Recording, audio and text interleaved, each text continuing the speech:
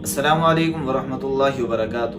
دوستو، جب بھی انسان دین کے راستے پر چلتا ہے یا وہ نیا دین پر چلنے کی کوشش کرتا ہے تو زندگی میں اسے بعض اوقات کچھ ایسے لوگ ملتے ہیں کہ بجائے اس کو صحیح دین سکھانے کے اس کو ایسے راستے پر ڈال دیتے ہیں، نہ وہ دین کا رہتا اور نہ دنیا کا رہتا۔ دیکھو، یاد رکھنا چاہیے جب بھی انسان دین کے راستے پر چلے تو سب سے پہلے ایک ایسے شخص کے ہاتھ میں اپنا ہاتھ دے جو بغیر کسی حرص کے اور بغیر کسی لالچ کے اس کو اللہ کے نبی علیہ الصلوۃ والسلام کا لایا ہوا دین سکھائے، اس کو صحیح راستے پر لے کر چلے، اور اس کے اندر کسی بھی طرح کا کوئی لالچ اور کوئی غرض نہیں ہونی چاہیے۔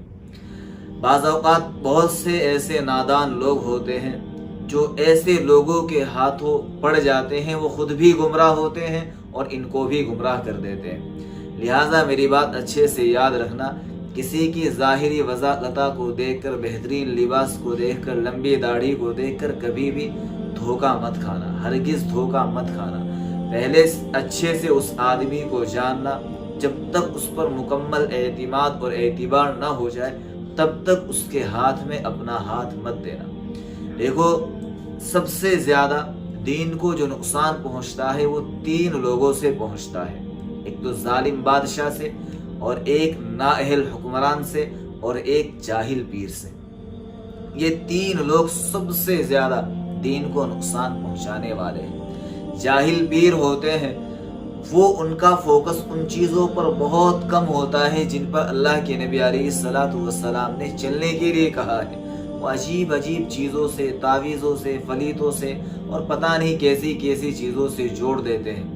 ان چیزوں کے لیے زیادہ نہیں کہیں گے کہ بھئی آپ نماز پڑھو، نماز کی پابندی کرو، جھوٹ چھوڑ دو اور کسی کے ساتھ کچھ غلط مت کرو۔ وہ زیادہ تر ان چیزوں پر فوکس کریں گے، بھئی فلاں تعویذ سے یہ ہوگا، فلاں وظیفے سے وہ ہوگا، فلاں کام کرنے سے یہ بگڑ جائے گا، فلاں کرنے سے یہ سدھر جائے گا۔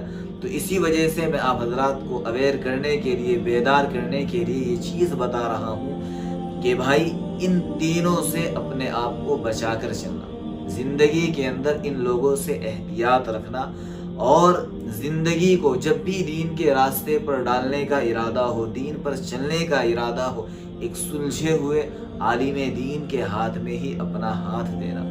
اگر کوئی ایسا آدمی نماز کا پابند نہیں، بھلے ہی کتنی ہی لمبی داڑھی کیوں نہ ہو، کتنی ہی بہترین پوشاک کیوں نہ ہو، کتنا ہی عمدہ لباس کیوں نہ ہو، یہ 1 نمبر کا ڈھونگی ہے، کیونکہ اسلام کے اندر سب سے بڑا حکم جو ہے وہ نماز کا ہے۔ کوئی پیر نماز ہی نہیں پڑھ رہا، کوئی بزرگ نماز ہی نہیں پڑھ رہا، کوئی عالم امیر ذمہ دار نماز ہی نہیں پڑھ رہا، وہ کہاں کا بزرگ ہے؟ کیسا بزرگ ہے؟ وہ ڈھونگی ہے، بزرگ نہیں ہے۔ مجھے اس طرح کی زبان استعمال اس وجہ سے کرنی پڑی کیونکہ لوگ آج کل اس طرح کے لوگوں کے ہاتھوں لگ جاتے اور اپنا بیڑا غرق کر لیتے، نہ وہ دین کے رہتے نہ دنیا کے رہتے۔ لہٰذا دوستو، بڑے ادب کے ساتھ اور ایک بہت محبت کے ساتھ آپ حضرات کو مخلصانہ مشورہ ہے، جب بھی دین پر چلے تو پہلے سامنے والے شخص کو اچھے سے جان لے، ان تینوں سے تو خاص طور سے بچ کر رہے۔ اللہ تعالی ہم سب کی ہر طریقے سے، ہر طرف سے حفاظت فرمائے۔ السلام علیکم ورحمۃ اللہ۔